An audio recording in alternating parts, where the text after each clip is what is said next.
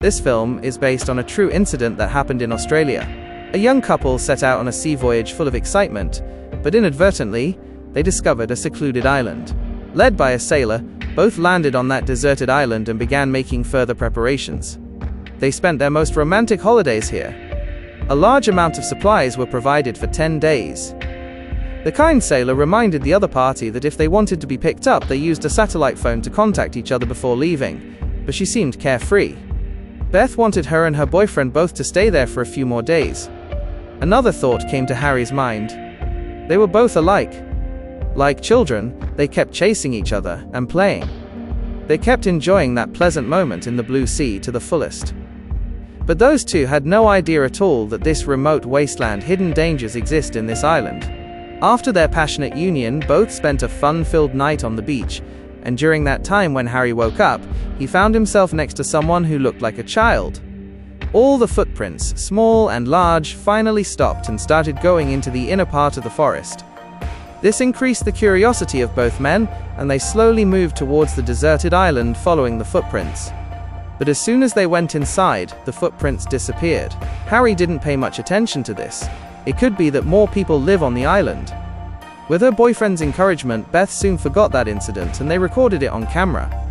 It was a very beautiful time. In the evening, both talked. While pitching their tent in jest, they were filled with infinite curiosity for this lonely island. But just then, while Harry was gathering wood, he suddenly found a lot of stuff. The sound of bones and the sound of hissing coming from nearby immediately made Harry alert, but the surrounding atmosphere, I looked all around. I didn't find anything unusual. It's negligence, right? He felt that all these wild animals were creating trouble.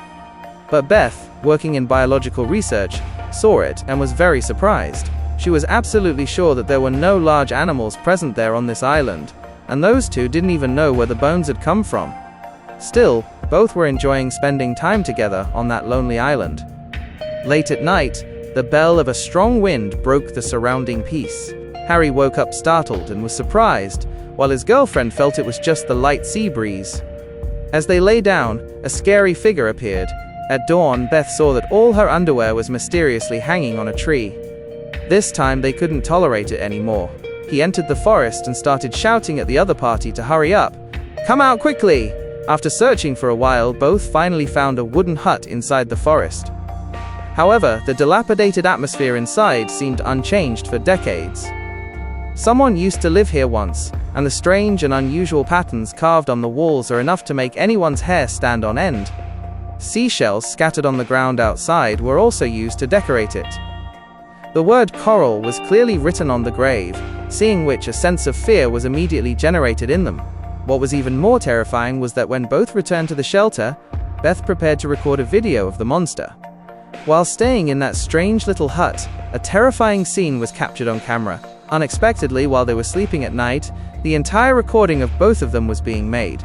He took a picture, and then Beth felt scared. She desperately wanted to go home. Fortunately, with the assurance given patiently by Harry, his girlfriend's emotions gradually stabilized.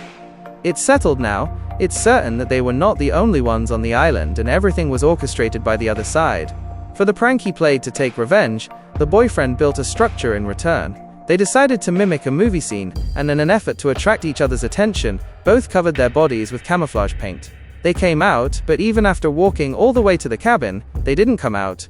As they were returning, the sound of several gunshots was heard, and they saw something nearby. There was a fishing boat in the sea, and Beth guessed that they were definitely hunting sharks. Meanwhile, one of them saw them, and Beth convinced her boyfriend to go back to avoid creating any trouble. By evening, Harry couldn't understand why those two fishermen were intentionally picking a fight with him. Then suddenly they heard a sound. A woman screamed, and both men gathered courage and tried. Following the voice back to the cabin, Harry found a diary inside. He was fascinated by the things written in it, and was absorbed in reading when his girlfriend's scream stopped him. It turned out that the grave named Coral, which was discovered earlier, not only had many shells placed in it, but also a piece of bright red coral. At dawn, Beth was suddenly stunned by what she saw. Harry hugged his girlfriend tightly to calm her down. It turned out that a row of disgusting things was hanging from the tree. Beth noticed that the other person's knife-wielding skills were extremely professional, far beyond a child's capability, and certainly no joke. Beth panicked for a moment. She thought of going home, but even after searching for a long time, she couldn't find her satellite phone. Her boyfriend first thought of the fishermen and was filled with anger.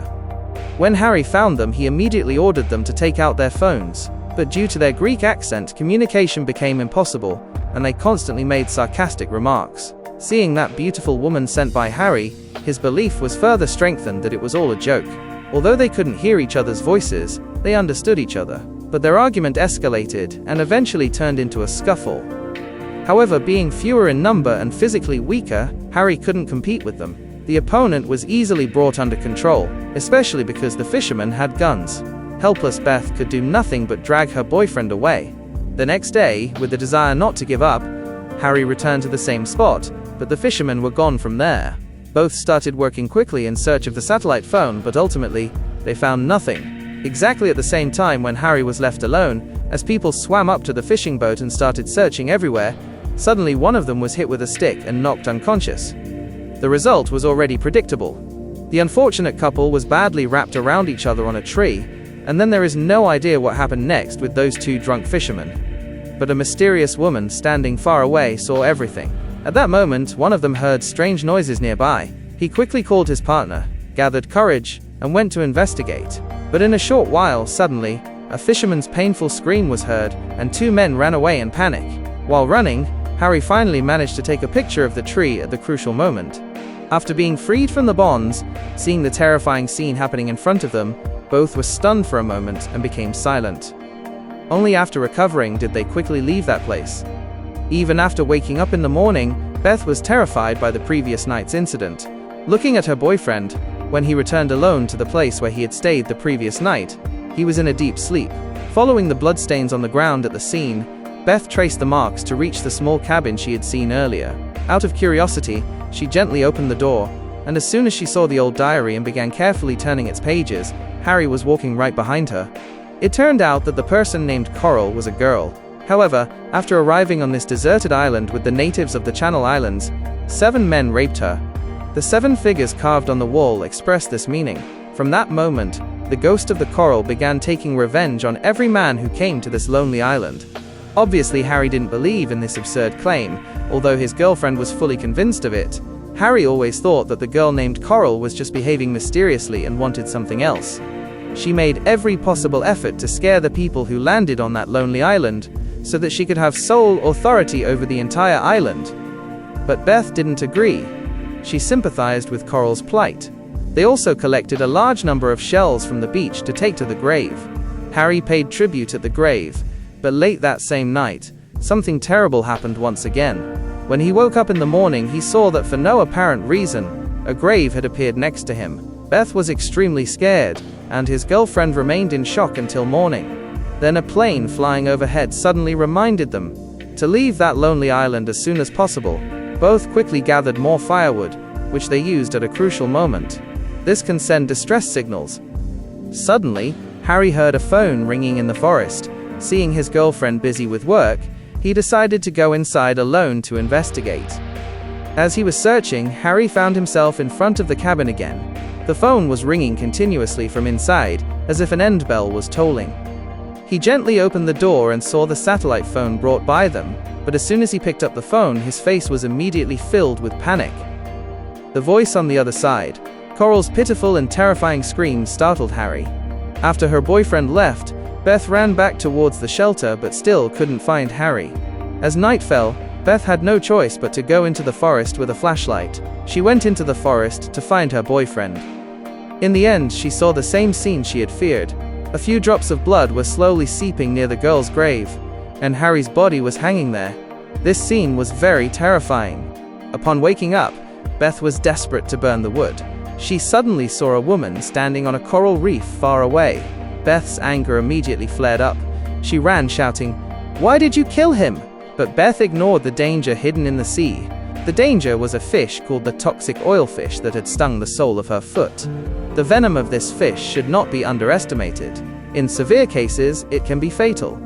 It was difficult for Beth to endure the unbearable pain while Coral just glanced back after hearing the screams and then stared indifferently at the sea. 10 days later, the sailors arrived on time, but as soon as they landed on the deserted island, they felt an ominous sign. He sensed something from far away and saw a scene he had never imagined.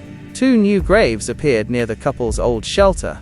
At the end of the story, the sailor also found that cabin and found the diary in it too. But as soon as the sailor turned its pages, the figure that appeared behind him was just the calm-looking Beth. It turned out that the 2 figures the sailor had seen earlier, 2 graves, one was Coral's and the other was Harry's. This is a true story that happened in the Great Barrier Reef of Australia. This incident took place in a certain area off the northeastern coast of Australia. More than 1,600 miles away lies the world's largest coral reef, which is one of the 7 natural wonders of the world and includes more than 600 islands. Know what happened here? Every year countless tourists lose their lives due to accidents on the islands or in the sea during their holidays. We hope you will take this as a lesson. As a warning, don't gamble with your life and don't let your age become fixed on this day forever. And this movie ends right here. How did you like the movie explanation? Do tell in the comments. Thank you.